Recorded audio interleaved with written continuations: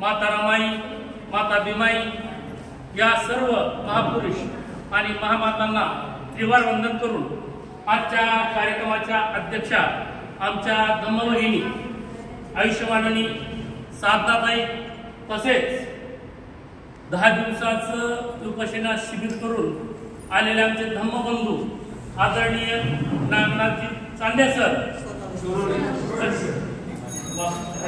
Nagnath Sonawane sir व आमचे मित्र व शिवाजी कॉलेजचे प्राध्यापक डॉक्टर शशिकांत गायकवाड यांच्या सासूबाई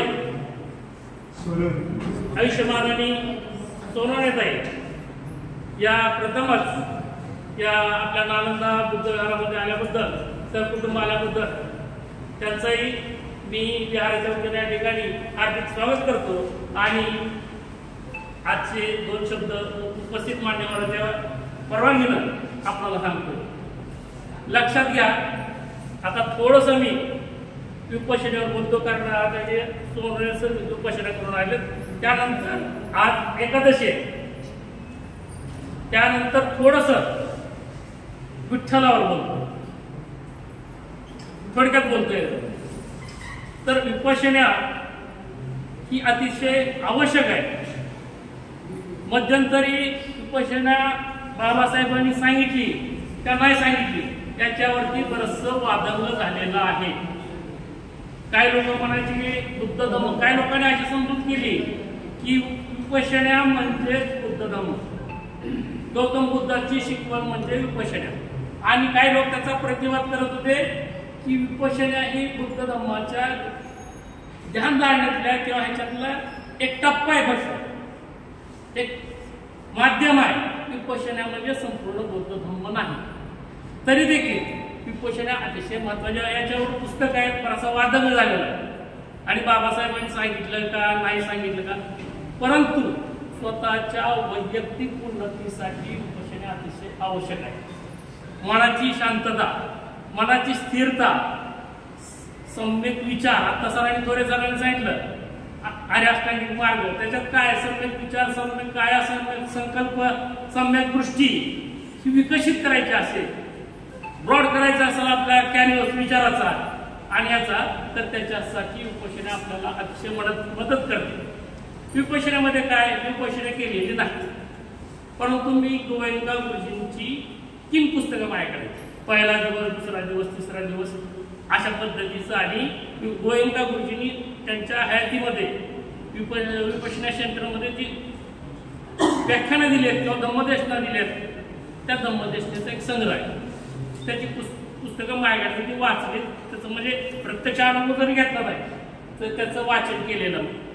सुरुवातीचा दिवस, पहिला, दुसरा, तिसरा वगैरे सगळे व्यवस्थित दिले त्याच्यामध्ये. तर विपश्यनेमध्ये मुळं काय होत आहे की आपण चांगल्या पद्धतीने विचार करू शकतो, अतिताईपणा करू, स्थिरता येते आणि त्रयस्थपणे गौतम बुद्धाच्या शिकवणीतला सगळ्यात महत्वाचा भाग आहे की तुम्हाला स्वतःकडं सुद्धा त्रयस्थपणे बघता आलं पाहिजे, आणि विपश्यना ही तुम्हाला तेच शिकवते.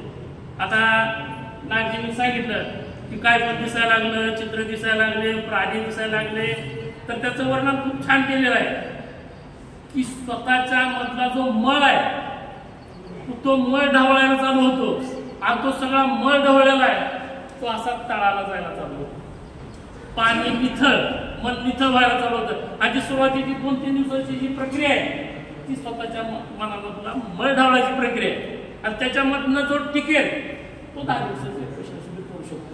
नाहीतर काय काय लोक बरेचसे सुरुवातीच्या 2-3 दिवसामध्ये निघून जातात. आता गोयंका गुरुजीबद्दल सांगायचं तर गोयंका गुरुजी ब्राह्मण कुटुंबातील अतिशय सधन असे व्यापारी होते.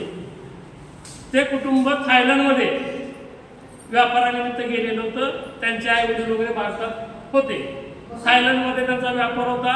थायलंडमध्ये असताना त्या ठिकाणी, आता मला त्या गुरूंचं नाव आठवलं, सर्व्हिस करायचे उभाकी, ते पैशाची शिबिरं यायची आणि प्रसिद्ध होते. ते तिथं चालत असायचे. मग असंच चालत असताना गोयंका गुरुजीला अर्धशिशी म्हणजे मायग्रेनचा त्रास चालू झाला.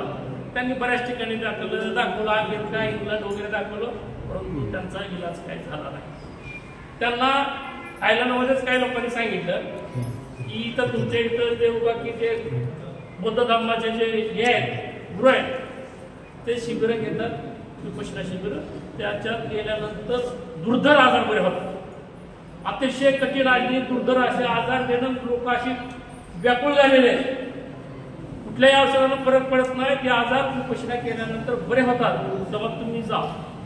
परंतु कट्टर ब्राह्मण कुटुंबातील गोयंका गुरुजी ते म्हणले अरे असं असते काय, आपला समाज काय बनेल, असं काय होईल, बौद्ध धर्मातले असं आपण कसं जायचं काय, म्हणून त्यांनी टाळाटाळ केली.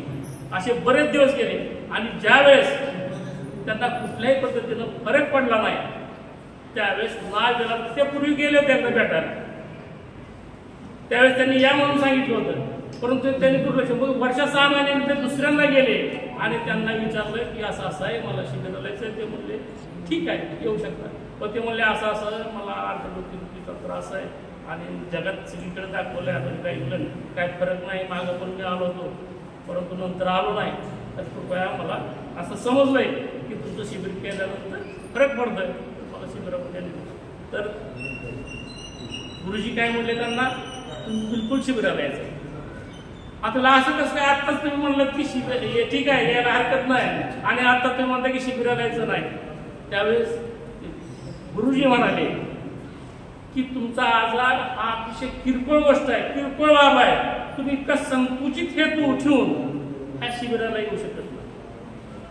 विपश्यनेचा उद्देश खूप मोठा आहे. जगामध्ये दुःख नष्ट करणे, जगामध्ये शांती प्रस्थापित करणे, समस्त सजीवाच्या जीवनातील दुःख नाहीसे करणे, सजीवाला सुखी करणे, इतका उदात्त हेतू पाहिजे विपश्यनेचा. इतक्या किरकोळ हेतून तुम्ही सफल होणार नाही. त्यावेळेस त्यांनी तयारी केली नाही, मी आता सगळं सोडून देतो, चांगल्या हेतून येतो असं, आणि त्यांना परमिशन दिली. ते शिबिराला गेले, त्यांची डोकेदुखी कुठल्या कुठं निघून गेली. वारंवार त्या शिबिराला चालले. ते त्यांच्या गुरुचे लाडके शिष्य झाले. आता लांबच चाललंय थोडं तरी, आता विषय घेतला तर सांगतो. नंतरच्या काळामध्ये तिथं गुरुला ते शिबिरात मदत करायला लागले आणि मुंबईमधून दिल्लीमधून त्यांना निरोप गेला की त्यांच्या आईला किंवा वडिलांना कोणाला तरी काहीतरी त्रास होतोय आणि कृपया भारतात शिबिर घ्यावे त्याच्यासाठी. व त्यावेळेच्या परमिशन वगैरे ह्या प्रक्रिया करून ते आले. त्यांनी एक शिबिर घेतलं मोजक्या लोकांसाठी आणि त्यांना वारंवार फरक पडल्या लोकांना वारंवार मागणी व्हायला लागली आणि ते वारंवार येऊन थायलंडहून शिबिर घ्यायला लागले, मागायला यायला घ्यायला लागले. आणि अशा पद्धतीने त्यांनी नंतर निर्णय घेतला की इथं भारतामध्ये याची खूप गरज आहे. भारतामधून विपश्यना लुप्त झालेली होती थायलंडमध्ये आणि त्यांनी पहिलं सेंटर नाशिकच्या इथं इगतपुरीला काढलं आणि त्या ठिकाणी त्यांचं पहिलं सेंटर आहे. त्या ठिकाणी गौतम बुद्धाची मूर्ती नाही असं म्हणजे ऐकली माहितीमध्ये बौद्ध धर्माचं काय सांगत नाहीत, काय नाही, फक्त विपश्यनेबद्दल सांगतात. सांगायचं तात्पर्य आहे की बुद्धांनी ज्या पद्धतीनं ध्यानधारणा केली त्या पद्धतीला विपश्यना म्हणतात. बाकीचे जे साधू संन्यासी होते त्यांच्यापेक्षा थोडीशी वेगळी पद्धत गौतम बुद्धाची होते. विपश्यनेमध्ये श्वासावर नियंत्रण लक्ष ठेवायला सांगतात. श्वास कसा घेतो, श्वास कसा सोडतो, श्वास कसा घेतो, श्वास कसा सोडतो. मनामध्ये विचारायला लागले की लगेच म्हणायचं श्वास कसा घेतो, श्वास कसा. बायकोनं बाजूने बोलले असेल का श्वास कसा घेतो, श्वास कसा सोडतो. बोरगशाळेत झाला असेल श्वास कसा घेतो, श्वास कसा सोडतो. लक्ष एकत्रित फरक आहे. आणि मग त्याच्यातून साध्य होतात. किरकोळ सुरुवातीला मांडी घालून बसता येत नाही, ते लोक पुन्हा 2-2, 3-3 तास मांड्या घालून बसतात. सगळे होतंय. साधा उपाय ज्यांना विपश्यना जमत नाही करतो त्यांच्यासाठी बहुतेक गोयंका गुरुजींनीच सांगितलेलं आहे की मैत्री भावना करायची. मैत्री भावना म्हणजे काय, साधे संध्याकाळी आपण अंथरुणावर बसलो, आता झोपायचंय, त्याच ज्यांना पद्मासन म्हणतं त्यांनी गाला साधी मांडी घ्यायला लागतात. ताट बसा, थोडंसं मनामध्ये विचारा, माझ्या घरातील माझ्या कुटुंबातील सगळ्यांचं मंगल हो, कल्याण हो, सगळ्यांचं चांगलं हो. मनामध्ये विचारा ना, माझ्या नातेवाईकांचं, माझ्या बहीण भावांचं, यांचं त्यांचं सगळ्यांचं कल्याण हो, मंगल हो. माझ्या गल्लीतील, माझ्या गावातील, माझ्या शहरातील, माझ्या देशातील, जगातील लोकांचं कल्याण हो, मंगल हो.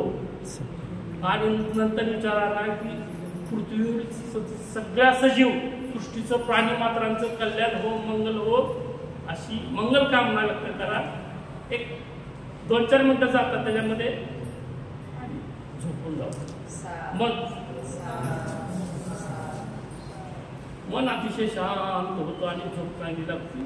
ज्यावेळेस मला कधी बेचैन वाटतं, विपश्यना जरी गेलं नसेल, नेहमी करत नाही, पण ज्यावेळेस अस्वस्थ वाटतं, कुठल्याही काही घटना घडलेल्या असतात, त्यावेळेस मी करतो कधी 2 दिवस 3 दिवस वगैरे मंत्री भावना करतो.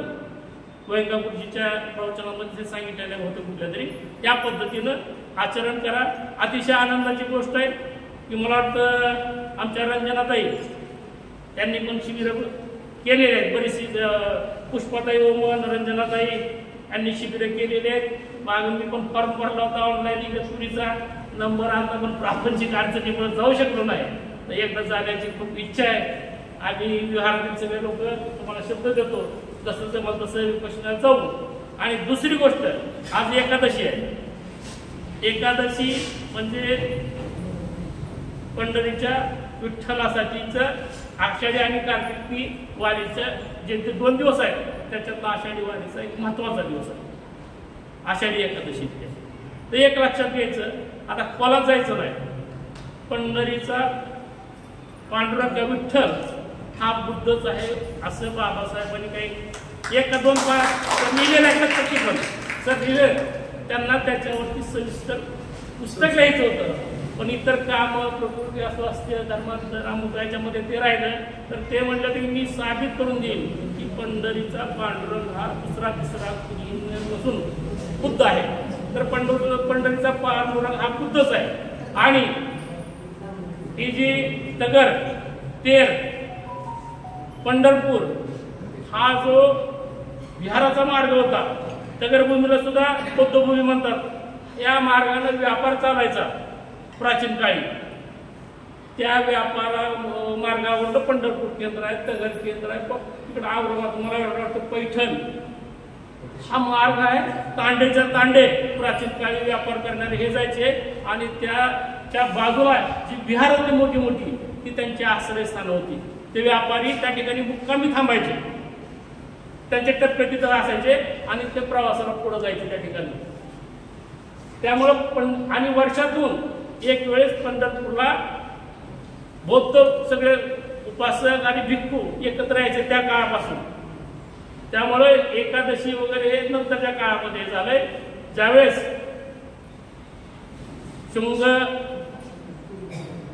राजाचं हे झालं शृंगाने, त्यावेळेस पासून जे बौद्ध भिक्खू इकडे तिकडे झाले, त्यावेळेस बौद्ध धर्माचं गुप्तपणे प्रचार आणि प्रसार करण्यासाठी भागवत धर्माची स्थापना झाली. बौद्ध धर्माचा अंग आहे.